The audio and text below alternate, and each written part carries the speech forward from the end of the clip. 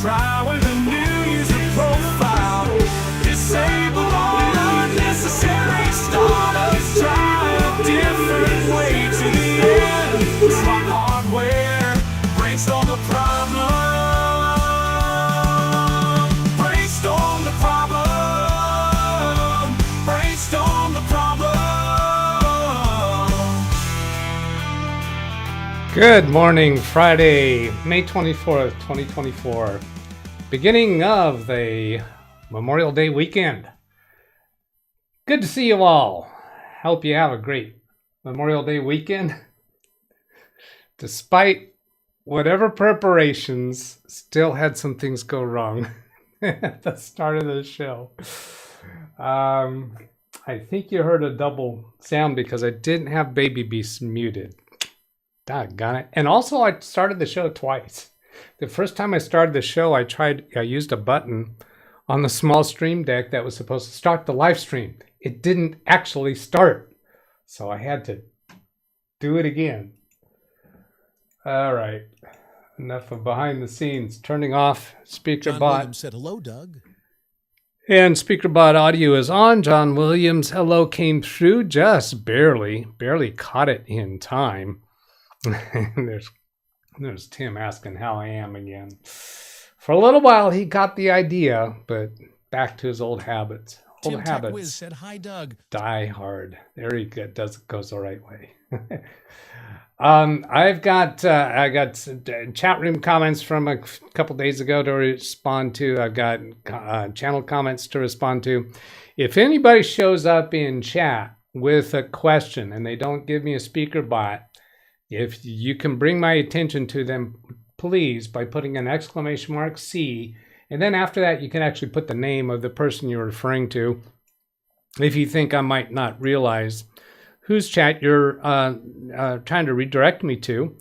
And I am going to turn off live commentary. You'll see that happen right now in the chat room. So if there's anybody in chat today that is not already an approved user, please speak up now so we can make you an approved user and you'll be able to chat in the future. I don't turn that on. I don't disable live commentary very often, which means people who are new around here can chat. We can make you an approved user. I've got some things to go and talk about through email. An email from Dennis Thompson, DDT 2005 in the chat room.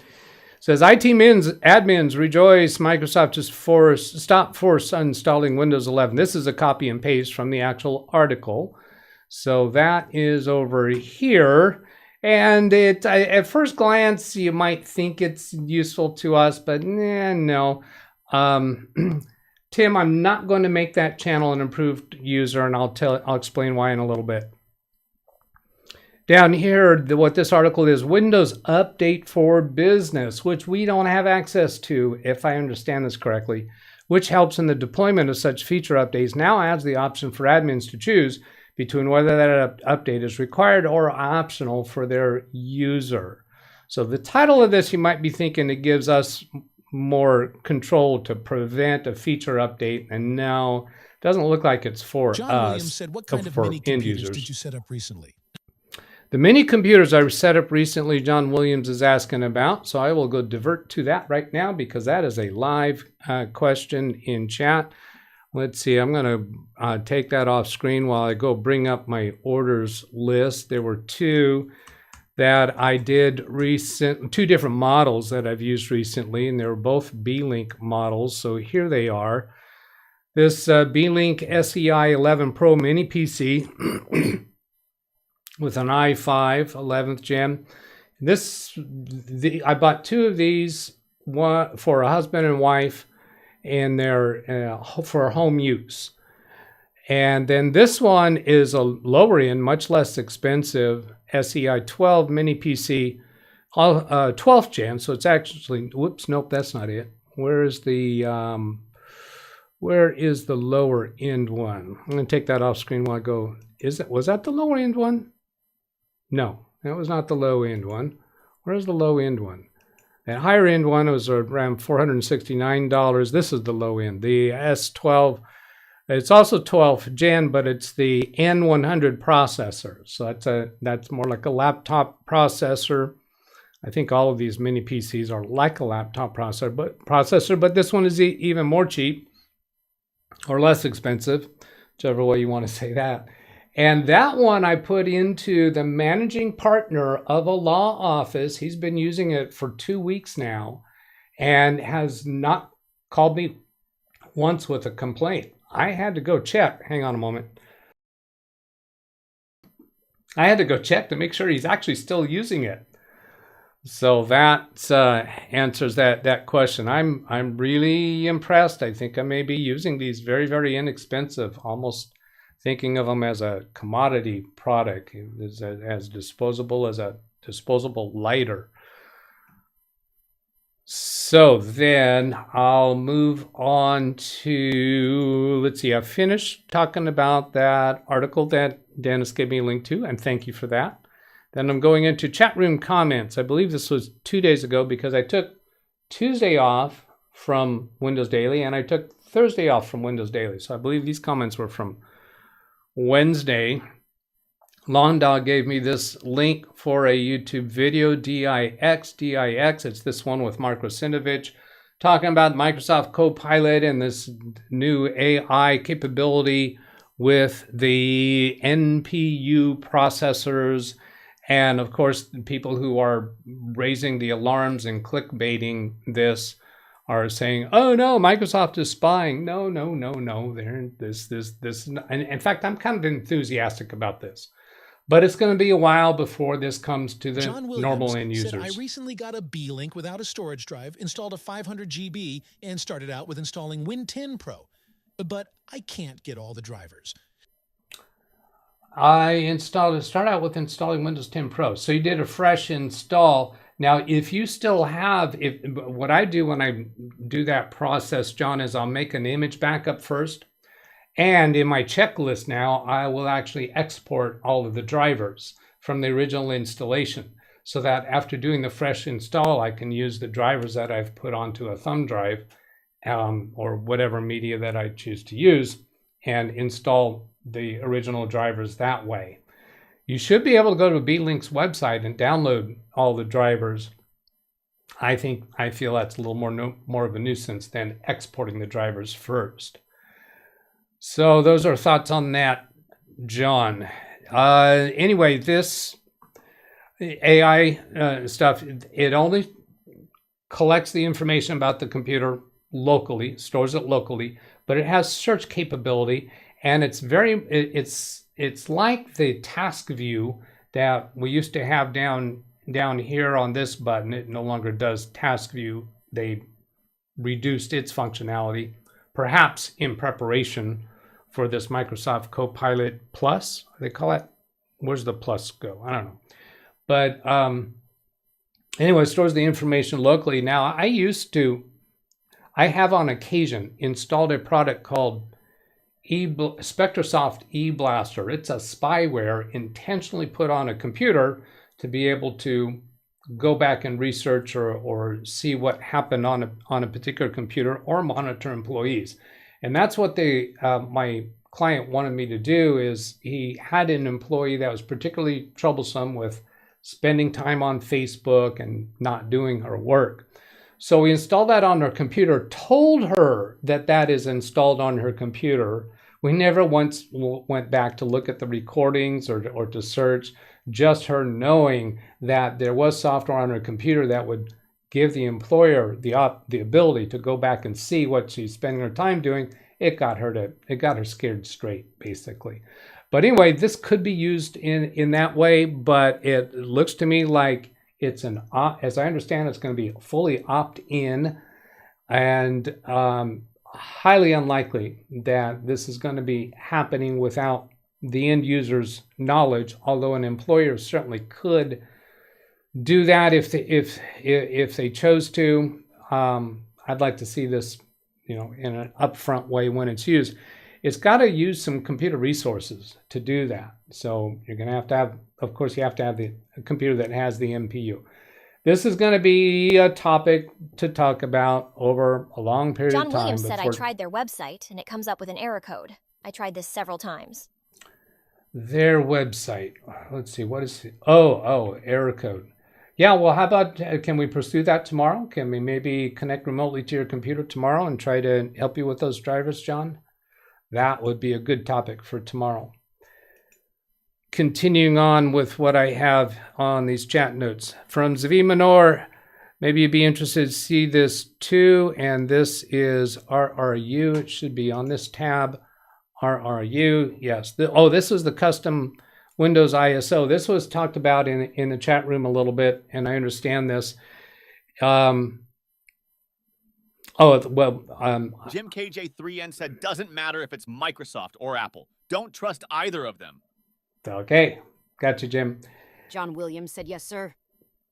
Oh, yes, for tomorrow. Good, awesome. I'll send you an email with, I don't know if you have the Zoom already. We'll send the Zoom.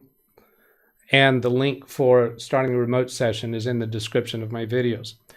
Anyway, this was for the conversation in the chat was about building an ISO that has pre-installed software. And I said, well, yeah, but they have to be remote or portably installable. And that was not the case with this one. This is the one that uses sysprep. And I am aware of this technique, and I looked into it.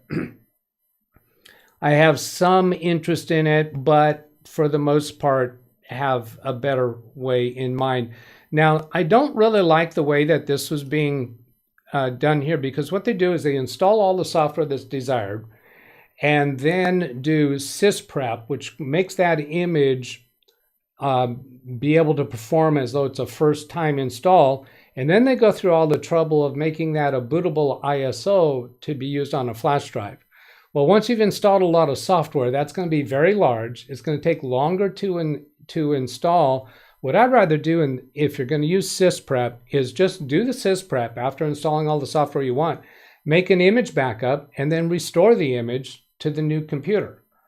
That seems like a much quicker, easier thing to do than to go through the trouble of creating the ISO image and making it bootable and so on. So, but thank you for bringing the subject up and the link, providing the link. Then Greg M., I kind of, when I started reading this, I stopped reading it live in chat a couple days ago, not quite understanding where it was going. And then I realized, oh, well, okay, I'm on the same page with this. This was Greg M. saying to Lawn Dog, when Lawn Dog had brought up the subject of something that Steve Gibson was talking about, and Greg M. saying, lately I have had the habit of tuning Steve out during Security Now show. Doesn't necessarily mean he stopped watching it, but tuning him out sometimes. And yes, I get that, and I've done that too. He's a John Williams said I will send you an email with the correct address later today for the B link. Okay, thank you, John.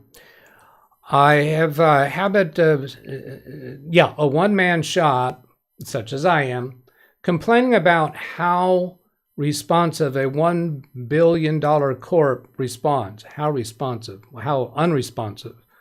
A $1 billion corp responds. A massive ship is hard to change course. Yes. I have noticed that too, and I understand us in the small business market, end user market, computer enthusiast market. We can criticize these massive corporations and not being able to turn and change. And Kerry Holzman was talking about a situation that put him in recently, where he had a case where the front LEDs weren't working. He admitted that he did something wrong. It blew them out. He couldn't order just that replacement part, but instead the company sent him a whole new case for free.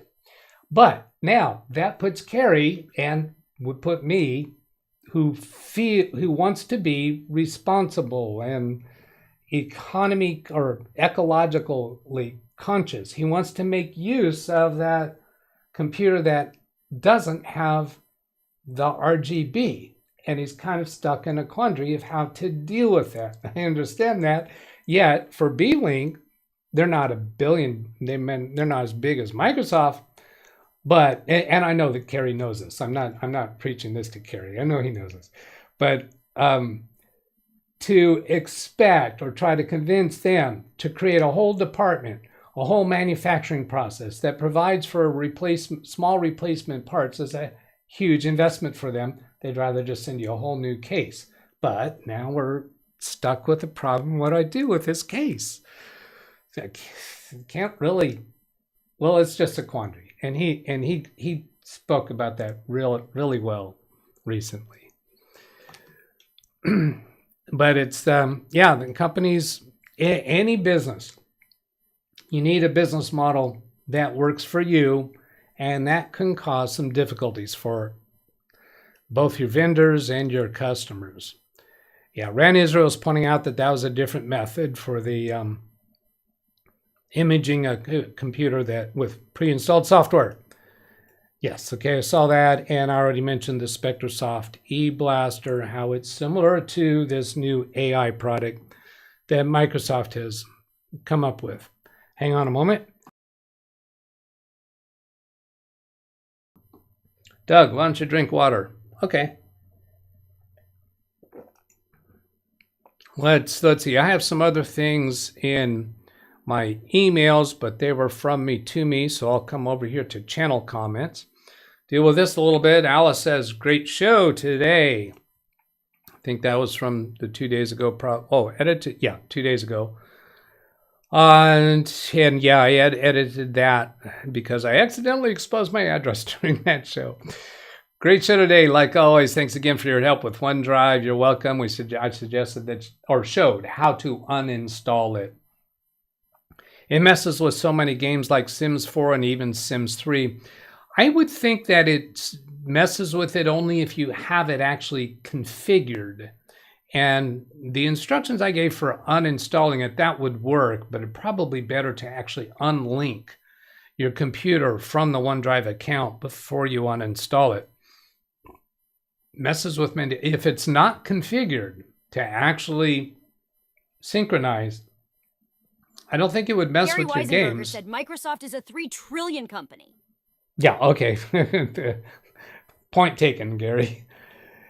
And I would think that it might be messing with your games because we know that Alice has kind of a lower end computer. It's barely capable of playing these games. So it is, even if you don't have OneDrive configured, it is taking up some resources just because it auto launches.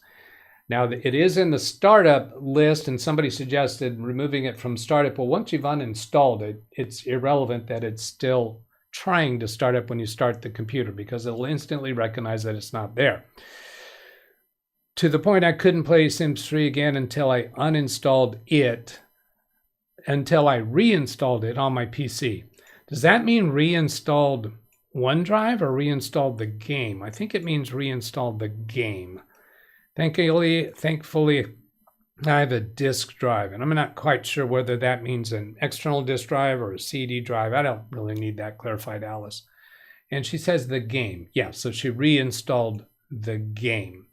Couldn't play it until she reinstalled the game. Maybe there's something about a disk drive helps to reinstall it. I'm not sure. Built into the PC. So is that a CD drive built into the PC? Is that what you're saying? And, let's see. No, I'm not done on comments. Thumbs up and heart. Yeah, CD drive is what she's referring to. So apparently she actually has a CD to install that game from rather than having to install it online. Trinidad and Tobago's news. This is Tim Cruz saying, hello, DougBetts. It's me, Tim. I started this channel because my best friend named Daniel lives in Trinidad. It's his idea. He and I do it together. Yeah. So Tim, I'm not going to make that an approved user, and I prefer that you not use that channel in the chat room. Here's the reasons. I prefer for people in the channel to realize who you are. When you come in with Trinidad and Tobago's news, they don't realize it's you, and it's just awkward. I understand that you have the channel. Also, today you've been in the chat room with 2 different channel names. YouTube sees that. YouTube knows what you're doing. And I think, I don't know this for sure, but I think since YouTube is so conscientious about trying to improve the scenario for their advertisers, I think when they see the same person coming in with multiple different channels, and they know you, they know all your channels, they're all connected to you. It looks like you're trying to manipulate the YouTube algorithm to my benefit. So if they see one person in my channel doing that, they're probably going to be investigating my channel more. It's just not an authentic thing to do. We know you have a bunch of channels. You don't need to show them off to us. And I understand what you're doing in having those channels, but I prefer you come in with a channel that actually identifies who you are. So I'd appreciate that. If you keep coming in with the Trinidad and Tobago news, then I will wind up removing that chat room approval that you currently have. Not angry, not mean, just saying, no, I'd rather you come in with your obvious name. So thank you. And it also gives me a comment here. Now here's something here where you think you might be doing me a favor. You've pulled up an old video and made a comment on it. YouTube knows what you're doing. I don't believe it's really helping my channel. So save your time. I appreciate your desire to help me, but I'd rather you not do it that way. All right, thank you for understanding. I see your comment saying that you understand. Then, hang on a moment. Coming back to chat to see what else I have. I have some interesting things here. In terms of scams, I got this email claiming to be from Kohl's. We care about your account security. Hi, Doug. We noticed an unusual number of failed login attempts from your Kohl's account. See, I'm pretty sure I'm not going to expose anything here. Just take a quick look. No. Yeah. You'll need to reset your password, unlock your account. They got this link here to go to. So when you see something like this with the link they want you to go to enter your credentials, you should be, I think everybody around here, hopefully by now knows, suspect that this is a scam. However, this one's not a scam. It's legitimate. When I float the mouse over this Kohl's down in the bottom left corner, I can't point to the bottom left corner. There's a green section down that way, way over that way, where it shows Kohls.com. So we see that legit there. And when I actually go to Kohl's through typing in the address or using my password manager, it takes me to a screen that indicates that my account is locked, and I'll have to change my password in order to reactivate it. So I'm going to bring that up over here and show you, just making sure I don't expose something. Yeah, so here it wants me to enter my email address. That's entered there. And then I'm going to click continue. I'll take that off screen while I click it, but I'm pretty sure I've already checked this. Oh, interesting. Previously, when I tested this, it came up with a message saying my account is locked. I'm going to tell it I'm not a robot and then click to the next screen. And then, oh yeah, there it is. User account is locked. Please reset your password. So I have to click on the not a robot and yes, reset my password. Now, the interesting thing here and why I wanted to bring it up and talk about this is that we've noticed an unusual number of failed sign-in attempts. That doesn't mean somebody has my password. The sign-in attempts failed. So why are you wanting me to change my password? This was my first reaction. Every time somebody attempts to sign into my account and fails because they don't have the password, are you going to make me re-enter my password? That's really, that's kind of abusive, really. I don't think that's what's going on. How about this? What if they have the password, they actually have my correct password, and they're failing to sign in because they're failing the two-factor authentication? I suspect that I have two-factor authentication set up there, but I'm not really sure because, you know, my computer is remembered, so I'm not entering that often. And I don't go to Kohl's very often. So that might be what's failing. And if that's the case, then yes, you're right to reset my password. Another possibility of what's going on here, that they may have had a data breach recently that's not public information yet, and they've just locked all the accounts and sent out this canned message. So I haven't actually reset the password yet. Now, when I went and looked at the password, it's 17 characters long. It has uppercase and lowercase, and it has numbers. It doesn't have any symbols. Some sites won't let you put in special symbols, but 17 characters long. And I have things coded within that tells me that it is unique to this site. I know it's only for this site, and tells me that I created that password in 2019. So it gives me an idea of how old the password is. Now, how do I code that into a 17 character long password? I don't think I'm giving anything away to the hackers by revealing that piece of information. So that was an interesting thing. Then Chase Card Services, which is a credit card account, sent me this email about, let's see, I want to take that off for a moment. Let's see. Oh, yeah. Titled, Douglas, be aware of the latest scams. And they come in with some stories here about scams. A lot of times when I've seen an entity send out messages like this, the things that they're telling about are really stupid and minor and sometimes flat out wrong. Giving advice like, never open an email from someone you don't know. Well, that's misleading because it implies that if you get an email claiming to be from someone that you know, that it's safe. And that's certainly not the case. And then the voice on the phone sounded exactly like my son. It was a really good story here. Caller ID said it was the sheriff's office. Really good story here. An ad on my social feed, a great selection on my favorite band. Really good story here. The stories are people who fell for it and suffered consequences, and it gives details. This one, I invested some money in a crypto app that did really well. By the way, I do have redirect set up for Kerry Holzman's show. A pig butchering scam. This person is a software engineer, okay? And he says, he admits that he knows better. He met somebody on a dating app, and they lived in different cities. Of course, the scammer is going to claim to be in a different city so as to prevent an actual face-to-face meeting. We had a lot of similar interests. The relationship went on for a while electronically. She told him about a crypto that she made a lot of money. He made a $1,500 deposit.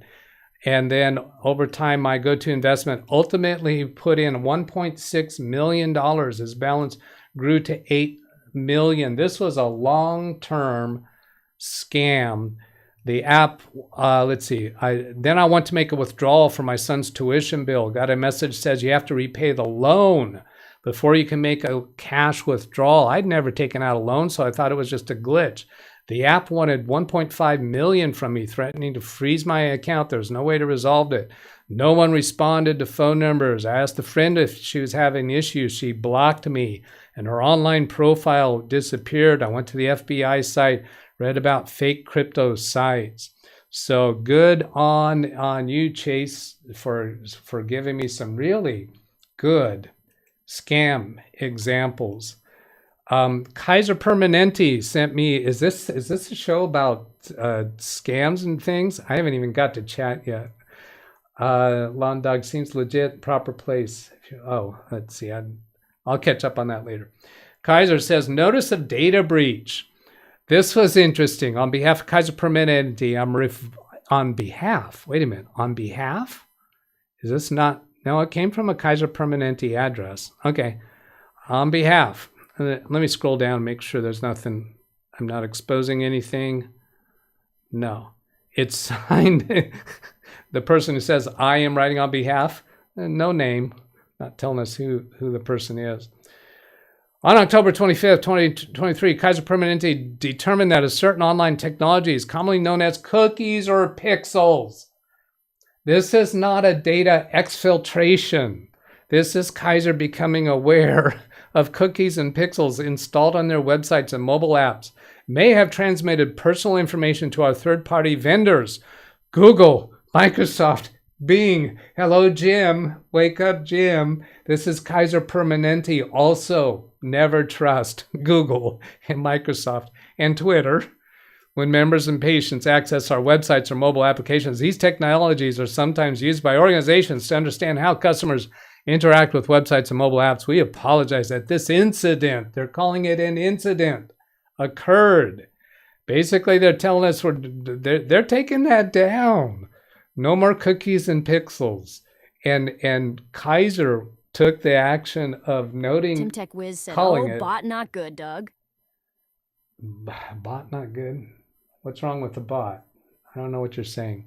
Jim KJ3N said, never answer questionnaires or surveys on Facebook, etc. It's nothing more than data collection, too. Compromise your accounts. Yeah. Oh, he meant, oh boy. I see, Tim. And Jim, yeah, I don't spend time on them. I don't even say them how usually don't respond to how good was your delivery experience. Okay, so I think I said enough about that Kaiser one. I know I'm a little bit over time. I'm going to go scroll through chat. Let's see, go over here. Where is chat? There it is. There it is. Bring it out. Pop out chat. Make it bigger.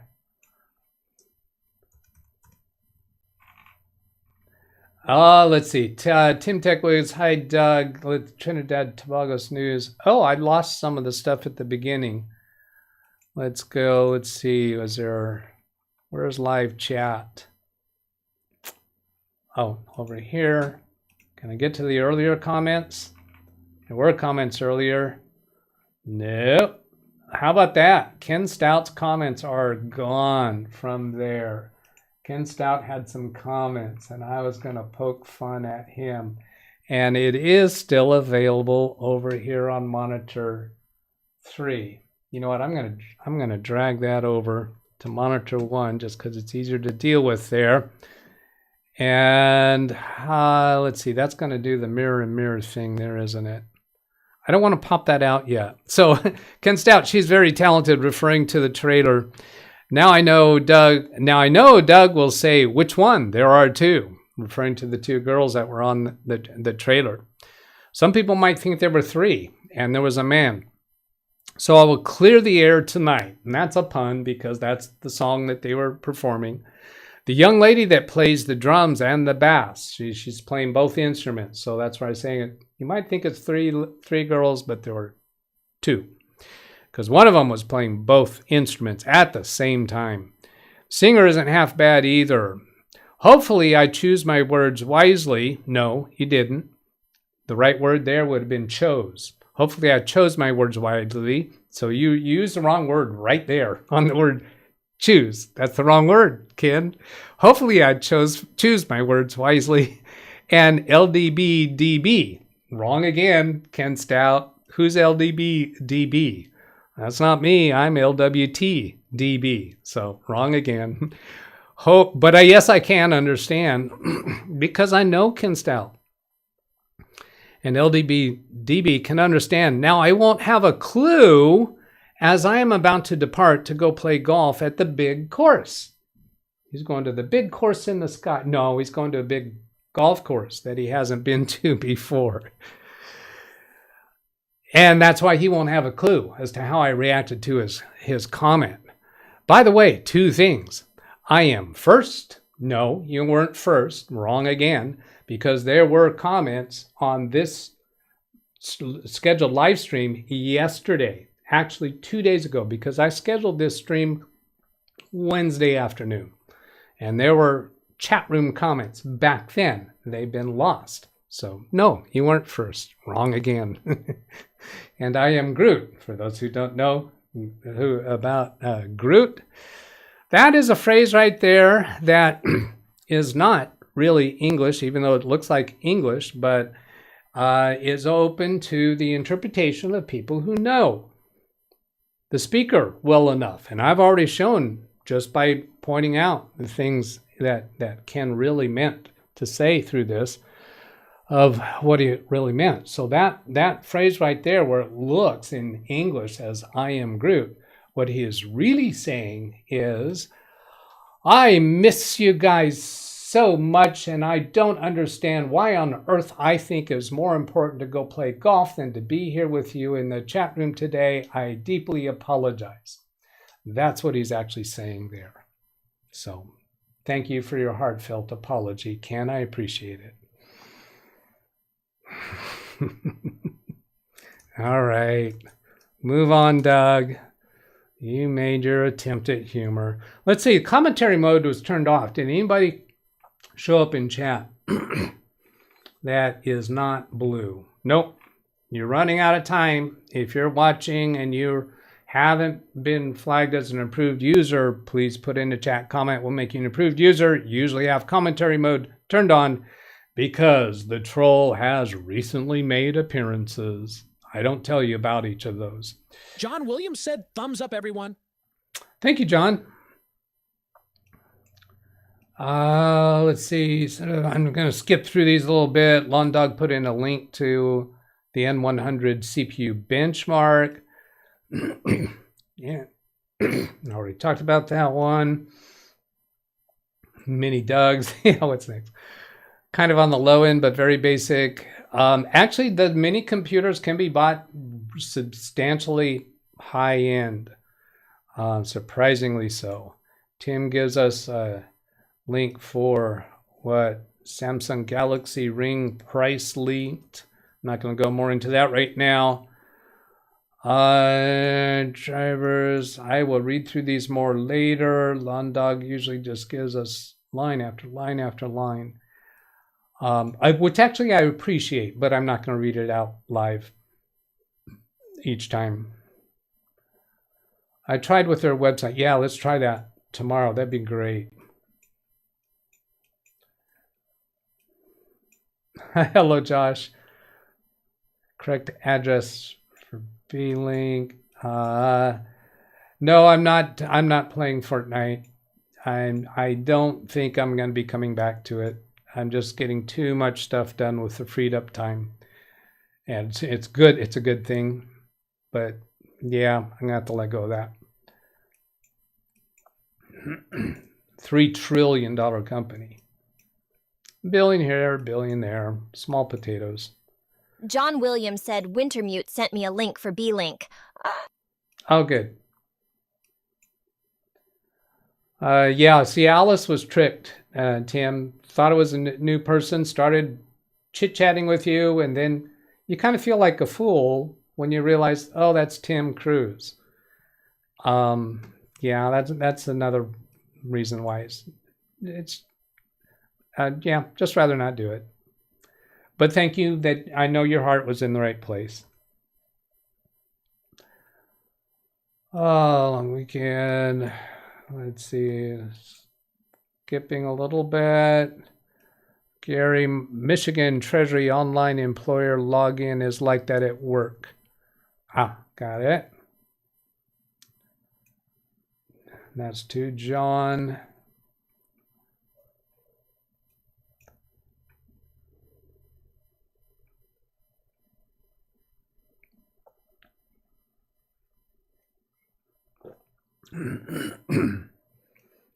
John Hammond shows how anyone can circumvent 2FA. There are some things about there's some gotchas in there. I understand what you're saying there, Sin. I can't quite recall it all to instant recall. Yeah, on these mini computers, laptop without a screen. I've got this little screen that's easy to carry in a box. I think I've shown it to you before. But taking that with a mini PC on a trip, if you're not doing trips real often, that can have some advantages over a laptop under certain scenarios. Okay, that's it. Let's go shut down. There's the email address. You can send a question by email, put a comment on any of my videos, or ask a question in the chat room. Tomorrow, I expect to have a normal Saturday show, and I will see you then. Have a great day, everybody. Catch you later. Goodbye.